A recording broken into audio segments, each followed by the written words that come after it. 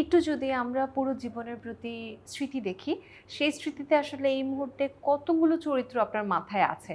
মানে নিঃসন্দেহে আপনি ১,০০০ প্লাস চরিত্র তো করেই ওটা ফেলেছেন। হিসাব করা গণে বলা মুশকিল। হুম, হুম। একদম আ ভালো লাগার ৫ টা চরিত্র যদি জানতে চাই। ভালো লাগার বেশ কয়েকটা চরিত্র আমার আছে। হুম, যেমন আমার শঙ্খনীল কারাগারের যে আমার ক্যারেক্টারটা, দৃষ্টিদান, রবি ঠাকুরের দৃষ্টিদানের ক্যারেক্টারটা আমার খুব ভালো লেগেছে।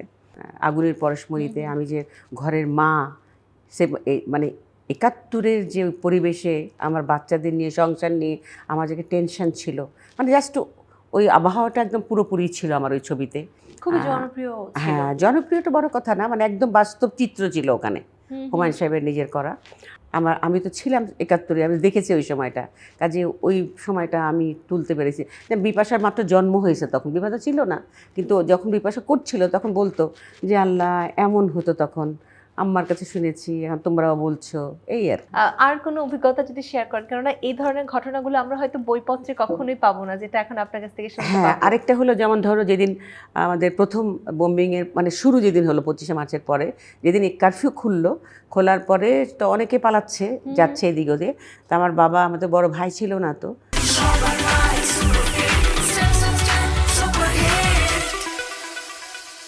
তো বাবা খুব টেনশনে পড়ে গেল, আমার মেয়েদেরকে নিয়ে আমি কী করব। হুম, হুম, আমরা সব ছোটো, মানে সবগুলো বোন পিঠাপিঠি, আমরা ছোটো একটা ভাই কোলে আব্বার, মানে আমার আম্মার কোলে। তা বলছে যে তোমাদেরকে আমি তোরা বাড়িতে পাঠিয়ে দিই। তো বাড়ি থেকে কেউ একজন আসছিল বোধহয়, আমার মনে নেই এখন ভালো করে। কেউ একজন ছিলেন পুরুষ মানুষ, আমাদেরকে রিকশায় করে উঠালো যে তোমাদেরকে জাস্ট নদী পার করে দিয়ে আসি আর কি, মানে ওই পারে দিলে তোমরা যেতে পারবে। তো আমরা যাচ্ছি, আমাদের বাসায় একটা কুকুর ছিল। আমার বাবা, তখন আমরা তো দেশি কুকুরই পালতাম। আমার আব্বা মোট কথা সবসময় একটা একটা কুকুর আমাদের বাসায় থাকতো।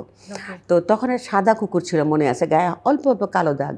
সেই কুকুরটা, ওই আমার বাবা যখন দরজার সামনে, আমার আব্বা না কুকুরের জন্যই দরজার পাশে বসে পেপার পড়তেন। হ্যাঁ, আর ও সিঁড়ির মধ্যে ওখানে বসে থাকতো আব্বার সঙ্গে, মানে আব্বার সঙ্গে তার বন্ধুত্ব। তারপরে আব্বা কোথাও বাইরে যাওয়ার সময় সঙ্গে সঙ্গে আব্বার সঙ্গে যেতেন, আব্বা হাঁটতে যেতেন, আব্বার সঙ্গে সঙ্গে যেতেন, মানে যেত সে। তো সেই দিন আমরা যখন যাচ্ছি, হায় হায় কুকুরটার কী হবে, ওকে রেখে যাব। তা আব্বা তো আছে অবশ্য, কোনো সমস্যা নাই, কিন্তু সে আমাদের সঙ্গে সঙ্গে, আমরা রিক্সায় উঠে রিক্সায় উঠতে চাচ্ছি, কারণ আব্বা উঠছে তো, রিক্সায় উঠবে, সে উঠবে। শেষে আব্বা বললো কি আয়, বলে ওকে আবার টান দিয়ে উঠালো রিক্সায়। তারপরে আমাদেরকে কোথায় আমার মনে নাই এখন ভালো করে, বোধহয় কোনো এক জায়গায় যে আমাদের বাসে উঠাবে আব্বা রিক্সা থেকে নেমে, ন ইয়ে মনে হয় সেটা গুলিস্তান ছিল। হুম, হুম। আমি গোলায় ফেলেছি, অনেক কিছু মনে করতে পারি না ভালো করে।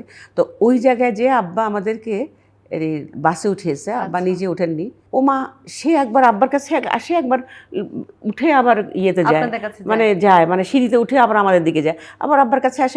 ও তো ও বুঝতে অবলা, পারছে। কি হ্যাঁ, করে হ্যাঁ। বলবে, সে কিছু বলতে তো পারছে না। হ্যাঁ, হ্যাঁ। কিন্তু আমাদেরও ছাড়তে চাচ্ছে না, আমার বাসে উঠে গেছি, আব্বা এখানে দাঁড়ানো।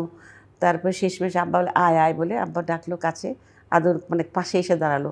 আমাদের যে কি কান্না কুকুরের জন্য, একটা আহারে! মানুষের জন্য এমন কান্না, ঠিক এইভাবে কাঁদছিলাম। আর আমি, আমার ছোটো বোন, তার বোন, তারপরেরটা আমরা কাঁদছিলাম ওই কুকুরটার জন্যে।